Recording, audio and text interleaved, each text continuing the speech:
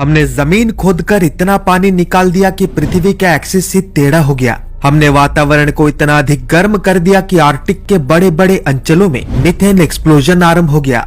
हमने mining, oil and gas extraction, underground nuclear tests, buildings एवं dams का निर्माण इतने अधिक मात्रा में कर दिया कि आज एक ही अंचल में एक ही दिन पे 500 से अधिक भूकंप हो रहे हैं। यहाँ तक कि मनुष्य कृत्य कुकर्मों के कारण आज समुद्र में अचानक साफ मौसम में भी 50 से 80 फीट ऊंचे लहरें उठ रहे हैं। विज्ञान के पास इन सभी घटनाओं का एक्सप्लेनेशन तो है, परंतु इनसे बचने का या इन्हें सही करने का उपाय नहीं है, जिसके कारण मन में बार बार एक ही प्रश्न आ रहा है कि कहीं ये कलयुग का वो अंतिम भाग तो नहीं जिसके विषय में 600 साल पहले भविष्य मालिका में लिखा गया था। जय जगन्नाथ। भविष्य मालिका कोई एक ग्रंथ नहीं है, बल्कि लाखों ग्रंथों का माला है, जिनमें से एक ग्रंथ शिवकल्प नवखंड निर्घंट के चौथे निर्घंट के पेज नंबर 18 पे लिखा है कि कृत्तिका रोहिणी बासरे मीनो शनि जेते बेଳରେ नथिबो कारि जाति कूल भुंजिबे गोटिए पत्रे सर्वे होइबे अवधूत बाना उड़िब त्रिजगत आगोहु हुओ सावधान आत्मभक्ति कर ज्ञान।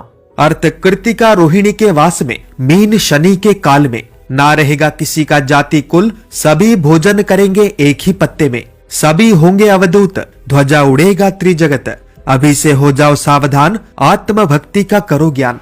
संत गुरु अच्युतानंद इस भविष्यवाणी के माध्यम से ये कहने का प्रयास कर रहे हैं कि जब कलयुग के अंतिम काल में न्याय के देवता शनि मीन राशि में होंगे एवं उसी समय पे रोहिणी एवं कृत्तिका दोनों ही नक्षत्रों का सम्मिलित प्रभाव भी पड़ेगा, तब संसार में भयंकर से भयंकर प्राकृतिक आपदाएं होंगे, जिन्हें देखकर ऐसा लगेगा कि अब शायद सब कुछ खत्म होने वाला है। परंतु ठीक इसके बाद एक नया सूर्य उदय होगा एवं मनुष्य अवधूत यानी लोभ मोह माया जाति धर्म मजहब से ऊपर उठकर सत्य न्याय धर्म भक्ति तथा प्रेम को आधार करके एक नई सभ्यता का निर्माण करेंगे। इसी कारण अभी से सावधान हो जाओ और स्वयं को पहचानने का प्रयास करो। 29 मार्च 2025 के दिन शनि पूरी तरीके से मीन राशि में प्रवेश हो जाएंगे, जिसके बाद रोहिणी एवं कृत्तिका नक्षत्र का प्रभाव भी शुरू हो जाएगा। परंतु नेचुरल डिजास्टर्स जैसे कि बाढ़ तूफान इत्यादि तो हर साल होते हैं, कभी कम तो कभी ज्यादा। तो फिर भविष्य मालिका में स्वतंत्र रूप से जिस कालखंड का वर्णना किया गया है उसमें ऐसा क्या होने वाला है कि हमें उससे सावधान रहने के लिए आज से 600 साल पहले ही कह दिया गया था। किसी निष्कर्ष पर पहुंचने से पूर्व थोड़ा उन घटनाओं पर नजर डालते हैं जो आज हमारे पृथ्वी पर हो रहे हैं, जो कि बहुत ही अजीब हैं। एक रिसेंट स्टडी में पता चला है कि 1993 से 2010 के बीच हमने यानी मनुष्यों ने जमीन खोदकर कुल 2150 गीगाटन पानी निकाला है। ये पानी वापस जमीन में नहीं गया, बल्कि उपयोग होने के बाद इसका एक बड़ा हिस्सा नदी नालों के माध्यम से समुद्र में बह गया और एक छोटा सा हिस्सा ऊपर इवेपोरेट हो गया। इन सब के कारण पृथ्वी का वजन तथा भार सहने का क्षमता असंतुलित हो गया और पृथ्वी का अक्ष यानी एक्सिस 80 सेंटीमीटर टेढ़ा हो गया। ग्रेविटेशनल फोर्स के कारण ये बदलाव हमें अनुभव नहीं हो रहा, परंतु इसके अनेकों घातक परिणाम आंखों के सामने हैं, जैसे कि समुद्र के जल स्तर में वृद्धि, जलवायु परिवर्तन में वृद्धि, यहाँ तक कि दिन एवं रात के समय में परिवर्तन। इन सब के अलावा ग्राउंड वाटर यानी जमीन के नीचे उपस्थित पानी को अत्यधिक मात्रा में बाहर निकालने के कारण जमीन के अंदर बड़े बड़े गड्ढे बन चुके हैं, जो कि जमीन को दुर्बल बनाकर उसे धंसने के लिए मजबूर कर रहे हैं। ऐसी घटनाएं पूरे पृथ्वी पर हो रहे हैं एवं हाल ही में राजस्थान के अंदर देखने को मिले थे। गौर करने वाली बात यह है कि इस रिपोर्ट में 1993 से 2010 यानी 17 सालों के टाइम पीरियड के बारे में बताया गया है, पर आज 2024 खत्म होने को आया है, यानी और 14 साल ऐड हो चुके हैं, जिसका सीधा सा अर्थ यह है कि अब स्थिति पहले के तुलना में और अधिक गंभीर बन चुका है। अब थोड़ा उन अंचलों पर नजर डालते हैं जहां पर अधिक समय तक जीवित रह पाना कठिन है। साइबेरिया एवं अन्य आर्कटिक रीजन्स के बड़े बड़े अंचलों में लगातार मीथेन एक्सप्लोजन हो रहा है। अनेकों सदस्य मीथेन एक्सप्लोजन पहली बार सुन रहे होंगे, इसीलिए थोड़ा विस्तार से चर्चा करते हैं। मीथेन एक्सप्लोजन के प्रक्रिया में धरती के नीचे उपस्थित मीथेन गैस विस्फोट के माध्यम से वातावरण में रिलीज हो जाता है और ये एक्सप्लोजन इतने शक्तिशाली होते हैं कि उनके कारण बड़े बड़े क्रेटर्स बन जाते हैं, जैसे कि किसी एस्टेरॉयड के टकराने पर बनते हैं।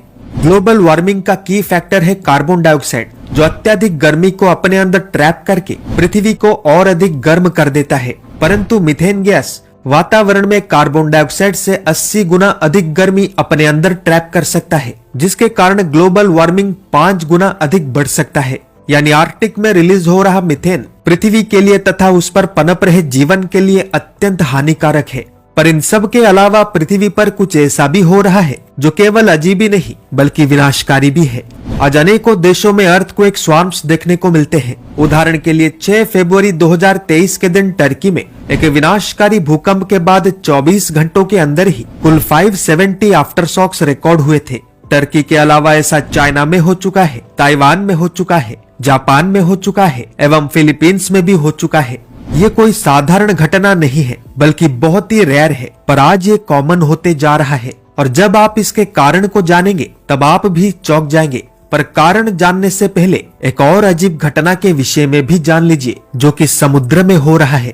दुनिया के अनेकों समुद्रों में अचानक साफ मौसम में भी 50 से 80 फीट ऊंचे लहरें उठ रहे हैं। इन खतरनाक लहरों ने अभी तक हजारों प्राण ले लिया है और अनगिनत जहाजों को डुबा चुका है।